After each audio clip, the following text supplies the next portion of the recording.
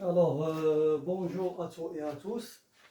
Aujourd'hui, on va attaquer ce chapitre du théorème de Thalès. C'est le troisième chapitre qu'on va attaquer pendant cette année.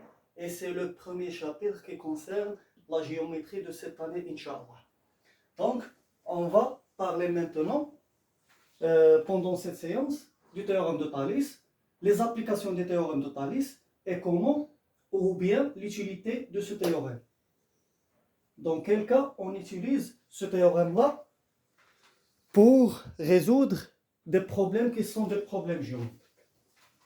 Alors, avant tout, je vais rappeler un résultat essentiel qu'on a vu pendant l'année dernière. C'est ce qu'on appelle, ou bien ça sera l'introduction de ce qu'on va voir maintenant pendant cette année. Donc, je vais commencer par un résultat qu'on a vu pendant l'année dernière dans le chapitre de triangle et parallèle. Dans le chapitre du triangle parallèle, qu'est-ce qu'on a vu pendant l'année dernière? On considère ABC un triangle quelconque, c'est-à-dire quelle que soit sa nature. Un triangle ABC, quelle que soit sa nature. Dans ce triangle qui est le triangle ABC, on va considérer la droite qui est parallèle à BC. Une droite qui est parallèle à la droite BC. Cette droite qui est parallèle à la droite BC va couper le côté AP en un point qu'on va l'appeler M, et elle va couper le côté AC en un point qu'on va l'appeler M. Donc, qu'est-ce qu'on a dit? Qu'est-ce qu'on a fait? On a considéré un triangle quelconque ABC, puis on a tracé la droite, une droite parallèle à la droite BC. Cette droite qui est parallèle à BC a coupé le côté AB en un point qu'on a appelé M, et elle a coupé le côté AC en un point qu'on a appelé M. Donc, quelle est la relation entre la droite MN et BC? Bien sûr qu'on a que la droite MN est parallèle à la droite BC. Donc, d'après ce qu'on a vu pendant l'année dernière, dans ces conditions-là, si on a ces données-là, ABC un triangle, M un point qui appartient au côté AB, N appartient au côté AC, tel que la droite MN est parallèle à la droite BC. Ce qu'on a vu d'après l'année dernière, qu'est-ce qu'on a dit? On a dit qu'on peut dire que la distance AM sur la distance AB est égale à la distance AN sur la distance AC est égale à la distance MN sur la distance BC. C'est-à-dire, qu'est-ce qu'on aura? On aura l'égalité entre trois fractions. La première fraction, c'est AN sur AB est égal à N sur AC est égal à MN sur BC. Ou bien, on peut inverser toutes les fractions. C'est-à-dire, on peut dire que AB sur AN est égal à AC sur AN est égal à BC sur MN. Donc, soit on peut dire que AN sur AB est égal à AN sur AC est égal à MN sur BC, ou bien on peut dire que AB sur AM est égal à AC sur AN est égal à BC sur MN. C'est ce qu'on a vu pendant l'année dernière dans le chapitre de triangle et parallèle. Le résultat généralisé, c'est celui-là. La condition nécessaire pour appliquer ce résultat, c'est quoi? La condition nécessaire, on doit avoir des droites qui sont parallèles. Ce résultat qu'on a vu pendant l'année dernière, c'est ce qu'on va l'appeler pendant cette année le théorème de Thalès. Donc, ça c'est l'énoncé du théorème de Thalès. Mais ce qu'on va faire pendant cette année, qu'on va généraliser ce résultat-là, c'est-à-dire, au lieu de travailler dans un triangle, on va travailler d'une manière plus générale sur des droites qui sont séquences. Avant d'attaquer ce cas-là, je veux faire attention à une chose. Si on a AN sur AB est égal à AN sur AC, on n'a pas le droit de dire que AM est égal à AN et AB est égal à AC. Il y en a beaucoup qui commettent cette erreur. Ça, c'est faux. Si on a A sur B est égal à C sur D, on ne peut pas dire que A est égal à C et B est égal à D. Plusieurs étudiants et plusieurs élèves qui utilisent ce résultat-là malgré que c'est un résultat qui est faux. Et comme contre-exemple pour montrer ou bien pour prouver que ce résultat est faux, on peut considérer les deux fractions, par exemple 2 sur 4 et 3 sur 8. 3 sur 6, pardon. Si on simplifie 1 sur 2, 2 sur 4, on peut simplifier par 2. 2 divisé par 2, c'est 1. 4 divisé par 2, c'est 2.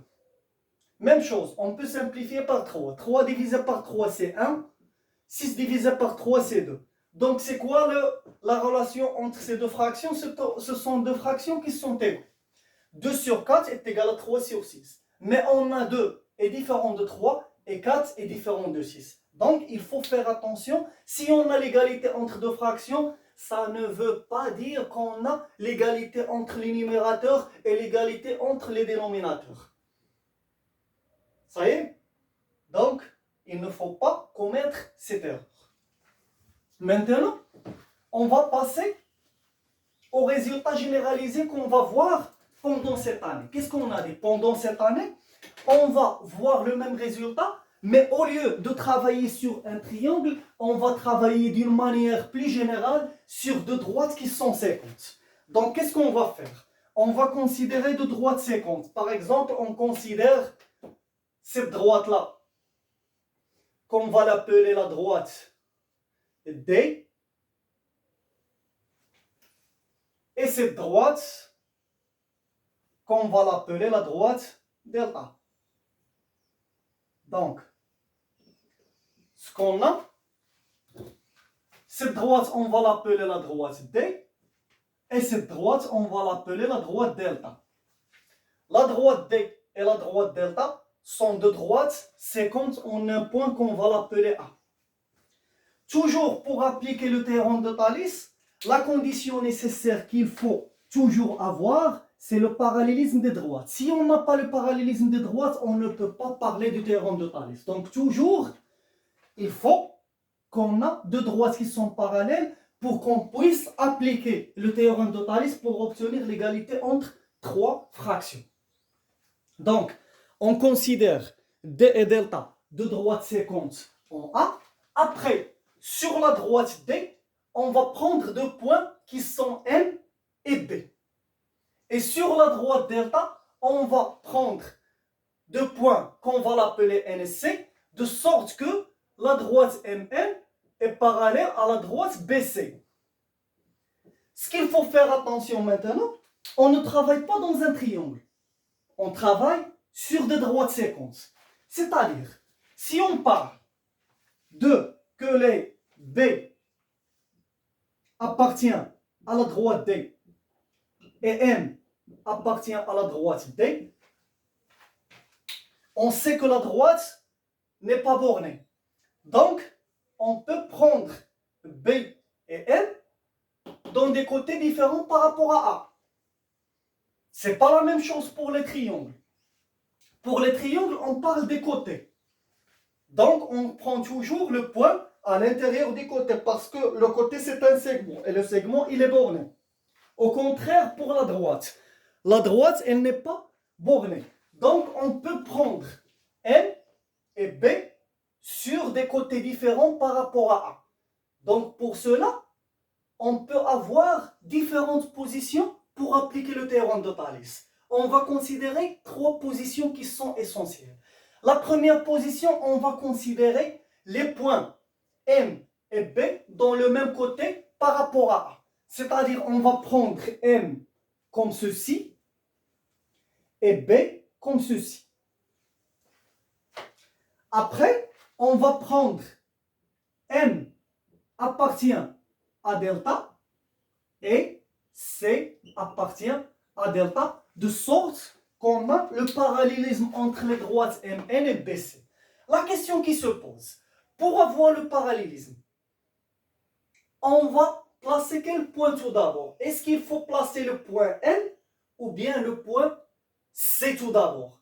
Si on place le point C après M, qu'est-ce qu'on aura? Si on place le point C après le point M, qu'est-ce qu'on aura? On aura la droite MN, c'est celle-ci. La droite BC, c'est celle-là. Ce sont des droites qui sont séquentes. Donc, on n'aura pas cette condition-là qui est la condition nécessaire pour appliquer le théorème de Thalès. Donc, pour cela, ce qui donne l'ordre des points, c'est le parallélisme des droites qui donne l'obligation d'ordre des points. Donc, si on place le point M après le point B sur la droite D, il faut placer le point N tout d'abord après le point C pour qu'on aura des droites qui sont parallèles. Donc, l'ordre des points, ce qui oblige l'ordre des points, c'est le parallélisme des droites. Donc, il faut qu'on aura des droites qui sont parallèles.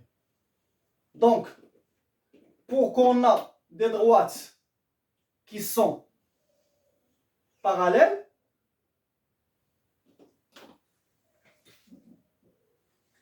il faut prendre N tout d'abord, après C, pour qu'on aura des droites qui sont parallèles. Donc, maintenant, qu'est-ce qu'on aura? Dans ces conditions-là, D et delta sont deux droites séquentes en A. M et B sont deux points de la droite D. N et C sont deux points de la droite delta, de sorte que MN est parallèle à BC.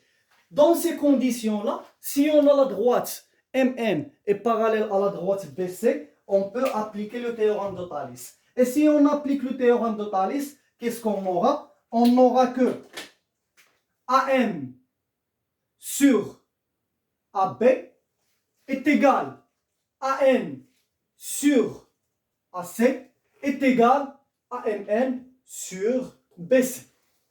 Donc, on aura AM sur AB est égal à N sur AC est égal à MN sur BC.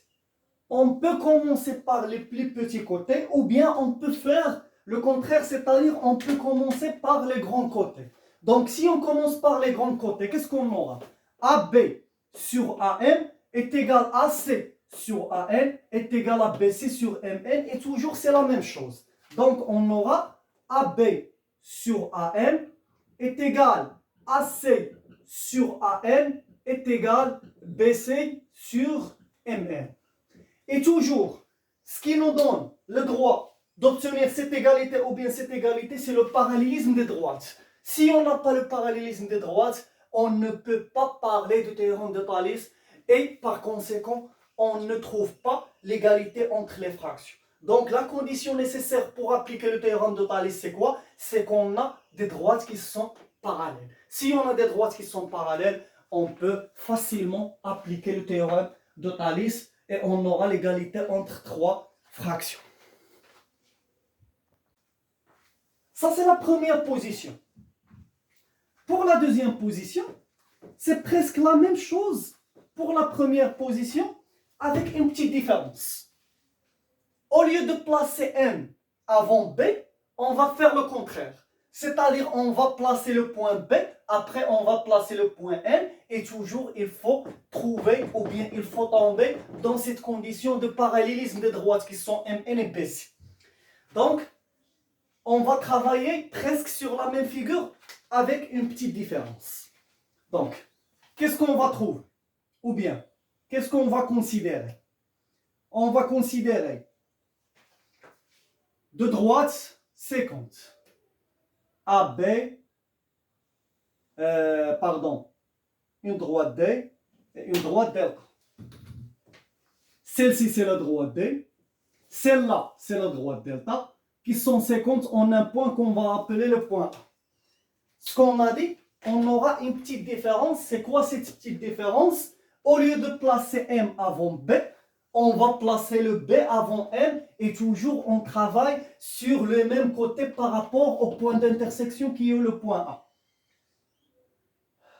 Ce que je peux dire, si on considère les points en haut de A, on aura la même figure, mais on aura cette figure en haut. C'est-à-dire, on aura la même chose. C'est toujours la même chose. Si on considère les points en haut de A. Donc, si on considère les points en haut ou bien en bas, ça reste la même chose. Ce qui est essentiel, c'est que les points sont dans le même côté par rapport à A. Donc, on va placer le point B avant le point M. Et toujours, la condition nécessaire qu'il faut trouver, c'est que la droite MN est parallèle à la droite BC. Donc, pour que la droite MN soit parallèle à la droite BC, qu'est-ce qu'il faut faire? Est-ce qu'il faut placer N avant C ou bien C avant N? Bien sûr, il faut placer C avant N. Parce que si on place M avant C, on aura la droite MN comme ceci, la droite BC comme cela. On n'aura pas des droites qui sont parallèles, on trouvera des droites qui sont séquentes. Donc pour cela, pour trouver les droites qui sont parallèles, il faut toujours placer le point C avant le point N, c'est-à-dire le point B et le point C ont le même ordre sur la droite D et delta. Même chose pour N et N, c'est-à-dire ce qui m'oblige, ce qui rend obligatoire le classement des points, c'est le parallélisme des droites. Donc, qu'est-ce qu'on aura? Donc, on va travailler sur des droites qui sont parallèles. Je vais, par exemple, considérer une figure comme ceci.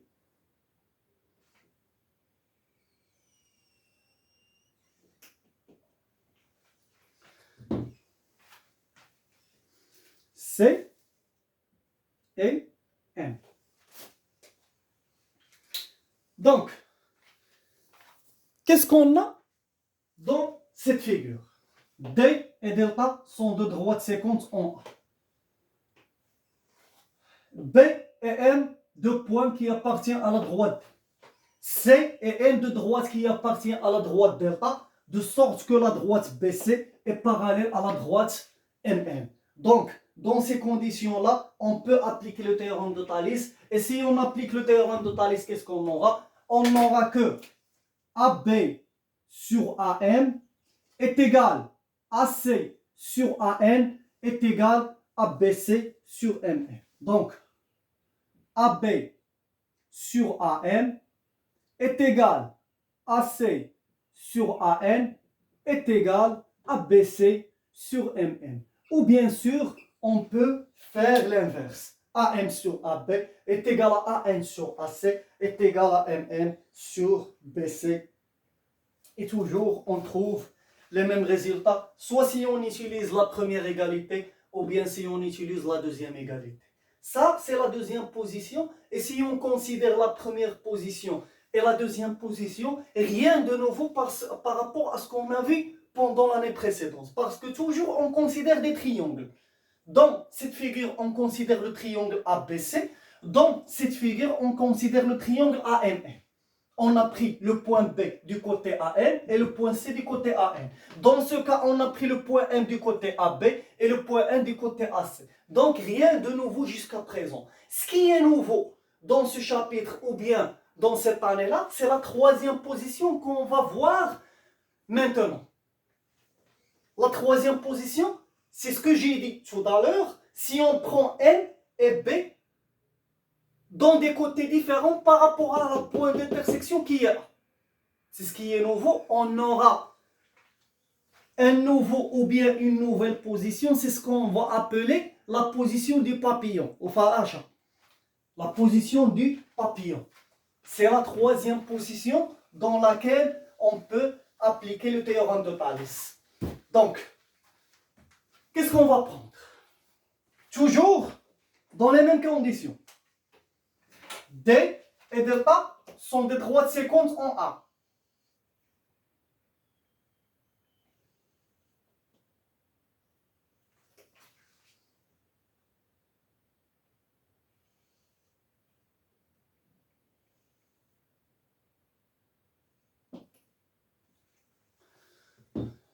Ici, c'est la droite D. Ici, c'est la droite delta. Ce sont deux droites séquentes en un point qu'on va appeler le point A. Maintenant, qu'est-ce qu'on veut faire? Toujours la condition nécessaire qu'il faut trouver, c'est que la droite MN soit parallèle à la droite BC. N'est-ce pas? Donc, ce qui est nouveau, la position qu'on va voir maintenant, c'est quoi? On va prendre les points B et le point M dans des côtés différents par rapport à A. C'est-à-dire, on va prendre le point M, pardon, on va prendre le point M ici, en haut de A, et le point B en bas de A.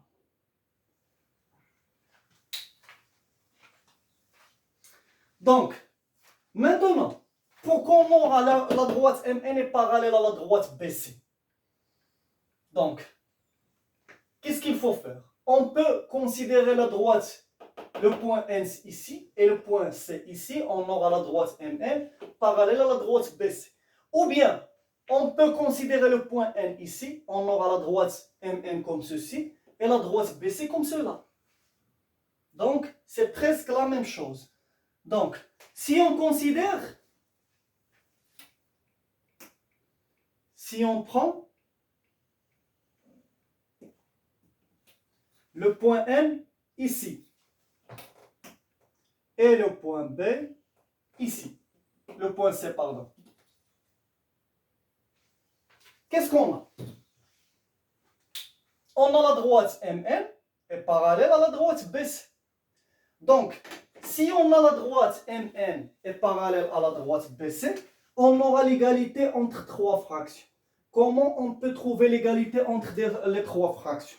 Première chose, quels sont les triangles qu'on a dans cette figure? Bien sûr, on a deux triangles.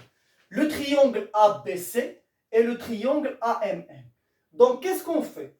Au numérateur, on va choisir quels sont les côtés qui sont au numérateur. Soit les côtés du triangle ABC ou bien les côtés du triangle AMN, c'est la même chose. Si on veut faire, par exemple, les triangles des côtés AMN, on aura les côtés qui sont AM, AN et MN. Quel est le côté du triangle ABC qui est sur la même droite avec AM? Bien sûr, c'est AB. Donc, on aura AM sur AB. Quel est le côté du triangle ABC qui est sur la même droite avec AM? Bien sûr, c'est AC. Reste quoi? Reste MN avec BC. Donc, si on applique le théorème de Thalès dans ce cas-là, on n'aura que AM sur AB, les côtés qui sont sur la même droite, est égal à AM sur AC, est égal à MN sur BC. Ou bien, on peut faire l'inverse, à condition d'inverser toutes les fractions. Donc, AB sur AM est égal à AC sur AN est égal BC sur MN. Toujours, ce qu'il faut faire attention, c'est qu'il faut avoir le parallélisme des droites. Si on n'a pas le parallélisme des droites, on ne peut pas parler du théorème de Thalès. C'est très essentiel. C'est très essentiel, c'est ou bien la condition nécessaire pour appliquer le théorème de Thalès. Si on n'a pas le parallélisme, on ne peut pas parler du théorème de Thalès. Par exemple, si on veut appliquer le théorème de Thalès dans cette condition-là, هنا لا فيغور واخا تقلب ما خاصهاش تلفنا، يعني ماشي ديما كيعطيك هما لي باراليل بحال ما هكايا مع بعضياتهم، parfois يقدر يكون شكل مقلوب. Donc il faut faire attention. On va considérer un triangle IJ. Après, on va tracer une droite parallèle cette fois à IJ. ماشي ديما غيعطيك الباراليل ا جي كا. Parfois يقدر يكون شكل مقلوب. La parallèle à IJ. Coupe IK en un point qu'on va l'appeler H et coupe le côté JK en un point qu'on va appeler par exemple O. Bien sûr, tel que la droite HO est parallèle à la droite IJ. Donc, si on veut appliquer le théorème de Thalès dans cette figure-là, ou bien dans cette position-là, qu'est-ce qu'il faut faire? Quels sont les rapports qui sont égaux? Tout d'abord, il faut savoir comment on peut trouver l'égalité entre les trois rapports. Tout d'abord, quelles sont les droites qui sont parallèles? Sont HO et IJ. C'est quoi le sommet des triangles opposés à ces deux droites? C'est le sommet K. Donc, on va trouver les rapports qui sont égaux à partir du point K. بحال دابا الشكل مقلوب جنب. عوض ما يكون فوق بحال ما هكا يعطيكم الشكل مقلوب جنب. Donc, pour appliquer le théorème de Thalès, on va partir du point K. Donc, qu'est-ce qu'on aura? On aura KH sur KI est égal KO sur KJ est égal à HO sur IJ. C'est-à-dire, on va commencer à partir du sommet K. Parce que le sommet K, c'est le sommet opposé aux deux droites qui sont parallèles, qui sont HO et IJ.